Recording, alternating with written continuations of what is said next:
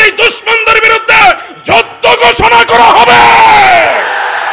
এই দেশ কোন নাজদের দেশ না, এই দেশ কোন খারেজির দেশ না, এই দেশ আল্লাহর ওলিদের দেশ।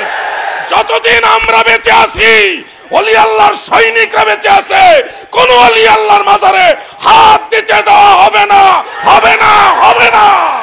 শুনতে পাচ্ছি ঢাকায় হযরতে শাহ সুফি শরফুদ্দীন চিশতি রহমতুল্লাহ আলাইহির মাজার নাকি একটা মহল ভেঙে দিবে। খবরদার, মৌচাকে ঢিল মেরো না, পানির নিচে লুকায়াও বাঁচতে পারবে না। শাহ হযরতে শরফুদ্দীন চিশতি তিনি আল্লাহর ওলি, এই ব্যাপারে কোনো সন্দেহ নাই।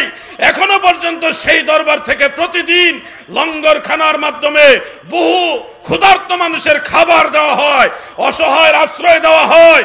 সেই শরফুদ্দীন চিশতি রহমতুল্লাহ আলাইহির মাজার ভেঙ্গে এখানে তারা বহুতল বিশিষ্ট বিশাল বড় অট্টালিকা বানাবে, বিশাল বড় এই করবে। মাজার ভাঙ্গার এই স্বপ্ন বলবো না, এই দুঃস্বপ্ন দেখবেন না।